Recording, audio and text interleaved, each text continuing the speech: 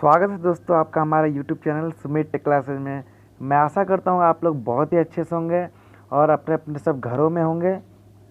तो आप लोग के लिए सुमित टेक क्लासेज की तरफ से एक नया आपका आपके सामने एक चीज़ लाया गया है, जो आपका पिछला चैप्टर जो था ऑक्यूपेशनल सेफ्टी एंड हेल्थ, तो मैंने उसको तो पूरा पढ़ा दिया, लेकिन अब इसमें क्या है कि उसमें कुछ ऑब्जेक्टिव क्वेश्चंस थे जो मुझे करवाने थे। तो मैंने सोचा कि एक पीडीएफ बना करके और 2 पार्ट में कर करके मैं आपको ऑब्जेक्टिव क्वेश्चन प्रोवाइड करवाऊँ।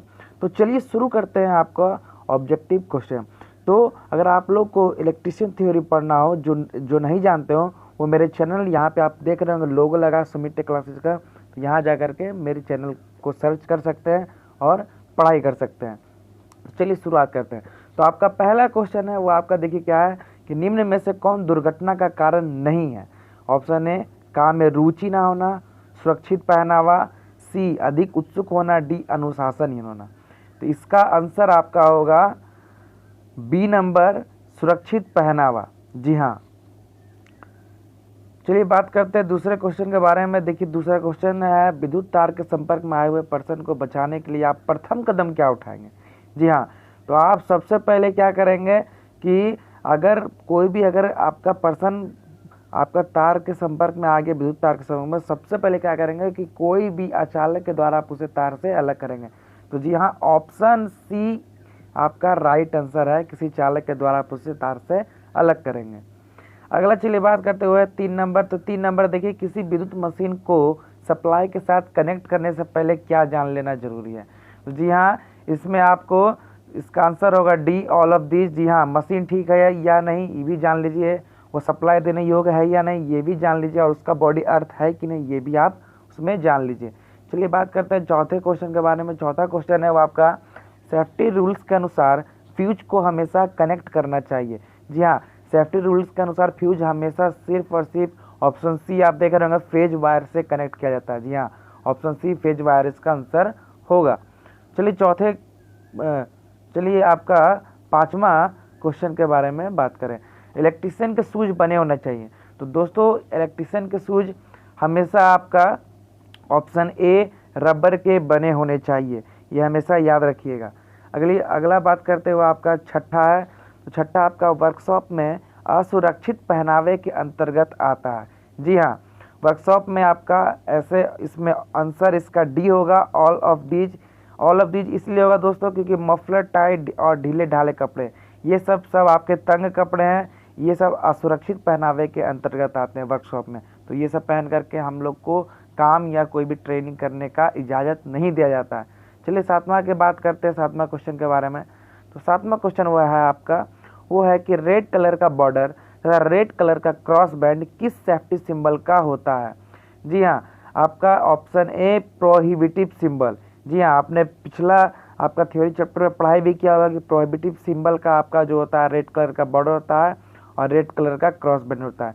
यह सिंबल आपको मनाही के आपके द्वारा इंडिकेट करने के लिए किया जाता है। जी हाँ, चलिए बात करते हैं आठवें क्वेश्चन के बारे में। आठवां है इंफॉर्मेशनल सेफ्टी सिंबल का सरफेस किस साइज का होता है। तो याद रखिएगा दोस्तों, इसका ऑप्शन आपका डी होगा, स्क्वायर साइज। जी हाँ। अगला बात करें वो आपका है 9 नंबर। 9 नंबर, निम्न में से कौन मैंडेटरी सिंबल का एग्जाम्पल है। तो जी हाँ, इसका आंसर होगा आपका 9 का बी, हेड प्रोटेक्शन। बाकी सब देखिए electric shock, toxic hazard, do not smoking, ये सब प्रोहिबिटिव सिंबल का आपका एग्जाम्पल है। अगला बात करते हुए आपका 10 नंबर, वो है आपका निम्न में से कौन सेफ्टी सिंबल का सर्कुलर साइज का होता है। मतलब इसमें जो सेफ्टी सिंबल है वो सर्कुलर साइज का कौन कौन होता है। तो आपको एक चीज़ बता दें दोस्तों, 10 का बी प्रोहिबिटिव सिंबल जो है उसका जो आपका जो साइज होता है वो सर्कुलर साइज का होता है। जी हाँ। अगला बात करते हुए आपका 11 नंबर, निम्न में से कौन सिंबल 415 वोल्ट का खतरा को इंडिकेट करता है। तो जी हाँ, 415 वोल्ट मतलब खतरा। जी हाँ, ये आपको वार्निंग दे रहा है, तो इसका आंसर हो जाएगा आपका सी, वार्निंग। चलिए बात करते हैं अगला, वो है आपका 12वां नंबर। 12वां, आग लगने के लिए निम्न में से क्या जरूरी होता है। तो आग लगने के लिए निम्न में से आपका हीट, ऑक्सीजन, फ्यूल, ये तीनों चीज़ चाहिए। तो इसका आंसर हो जाएगा आपका डी, ऑल ऑफ दीज।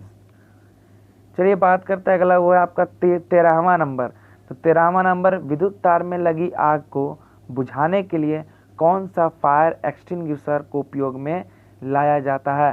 तो 13 नंबर का आंसर हो जाएगा आपका सी, कार्बन टेट्रा क्लोराइड। जी हाँ, सीटीसी ऐसे सभी प्रकार के आग को बुझाने में किया जाता है, लेकिन यहाँ पे आपका विद्युत तार का जिक्र किया गया है तो यहाँ पे सीटीसी होगा। वाटर फॉर्म इसलिए नहीं होगा क्योंकि इसमें आपका विद्युत का झटका लग सकता है। 14 नंबर प्रश्न है वो आपका, सीटीसी आग बुझाने वाला यंत्र में वायु दाब एयर प्रेशर के साथ कौन सा द्रव्य भरा होता है। इसका आंसर हो जाएगा आपका ऑप्शन ए CCl4, आपका इसमें आपका लिक्विड भरा होता है। चलिए आगे बात करते हैं आपका 15वां क्वेश्चन के बारे में। तो 15वां क्वेश्चन है वो, पेट्रोल से लगी आग को बुझाने के लिए किस एक्सटिंग्विशर का प्रयोग किया जाता है। तो पेट्रोल से लगी आग को बुझाने के लिए आपका ए नंबर फॉर्म टाइप आपका इसमें इस्तेमाल किया जाता है। सैंड, वाटर फील्ड और ड्राई पाउडर से ये कभी नहीं बुझता है। इसमें हमेशा अगर बुझता भी है तो वो कुछ हद तक सैंड से बुझता है, लेकिन इसमें आपका ज़्यादातर आपका फॉर्म टाइप का आपका इसमें एक्सटिंग्विशर उपयोग करना है। 16 नंबर आपका देख लीजिए। तो 16 नंबर, पीड़ित के अधिक खून बहने की स्थिति में क्या जरूरी कदम उठाना चाहिए। तो 16 नंबर का आंसर आपका हो जाएगा ए नंबर, घाव को दबाए रखना चाहिए, दबाना चाहिए, और घाव पे ड्रेसिंग नहीं करना चाहिए, उसे कठोर से साफ भी नहीं करना चाहिए। इससे क्या होगा कि खून और आपका बाहर निकलेगा, इससे आपका रक्तस्राव ज़्यादा होगा। इसका ऑप्शन ए हो जाएगा, घाव को दबाना चाहिए। चलिए बात करते हैं 17वां के बारे में, क्वेश्चन के बारे में। तो भीगे हुए शरीर का प्रतिरोध होता है। तो भीगे हुए शरीर का प्रतिरोध आपका, इसका आंसर हो जाएगा बी, बहुत ही कम होता है, शून्य नहीं होता है, हमेशा क्या होगा इसमें बी हो जाएगा। 18वां क्वेश्चन आप देख लीजिए। 18वां क्वेश्चन है आपका, प्राथमिक उपचार बॉक्स में घाव भरने की कौन सी ट्यूब रखी जाती है। तो एक बात याद रखिएगा, इसमें इसका आंसर हो जाएगा 18 का सी, बीटाडीन। जी हाँ, बीटाडीन एक ऐसा दवा है जो घाव को भरने में बहुत ही मददगार साबित होता है, और ये आपका फर्स्ट एड बॉक्स में से रखना चाहिए। अगला है वो आपका 19 नंबर। आप देख सकते हैं दोस्तों, विद्युत सप्लाई के तार से चिपके व्यक्ति को दूर करते हैं। विद्युत आपका सप्लाई के जो तार से अगर चिपक गया उसके व्यक्ति को दूर करने के लिए किससे आप दूर करेंगे। तो उससे हम लोग, इसका आंसर हो जाएगा ऑप्शन ए, रबर के दस्ताने या सूखी लकड़ी से उसको अलग करना चाहिए, और या उससे हम लोग दूर करते हैं। अगला है वो आपका 20 नंबर, जब धारा बहुत निचले स्तर पर होती है तो विद्युत झटके का व्यक्ति पर क्या प्रभाव पड़ेगा। तो जब, एक बात याद रखिए दोस्तों, जब आपका करंट बहुत ही कम आपका लेवल का होगा तो आपका इसका आंसर बी हो जाएगा, संपर्क स्थान पर मामूली जलन आपका इसमें होगा। जी हाँ, जबकि संतुलन खोना, अगर आपको इससे ज़्यादा झटका लगा तो आप संतुलन खो के गिर जाइएगा, या आपका होश खो देना, ये सब ज़्यादा में आपका करंट रहने पे होता है। अगला देखिए दोस्तों आपका 21 नंबर, झटके लगे व्यक्ति को निम्न में से कौन सा पेय पदार्थ नहीं पिलाना चाहिए। तो यहाँ देख लीजिए दोस्तों, 21 का आपका यहाँ हो जाएगा डी। जी हाँ, उसे कॉफ़ी, पानी, चाय कुछ नहीं पिलाना चाहिए, कोई भी चीज़ उसे उस समय तुरंत इंस्टेंट रूप से नहीं आपका प्रोवाइड करना चाहिए, कोई भी चीज़ उसको नहीं देना चाहिए। अगला है वो आपका 22 नंबर है, कृत्रिम श्वास क्रिया की सरलतम विधि क्या है। तो दोस्तों इसका आपका आंसर हो जाएगा, सबसे हल्का आपका जो सरल आपका विधि है वो आपका मुंह से मुंह में श्वास देना है। जी हाँ, माउथ टू माउथ रेससिटेशन जो होता है वो आपका सबसे सरलतम श्वास क्रिया होता है। अगला बात करें वो आपका है 23 नंबर।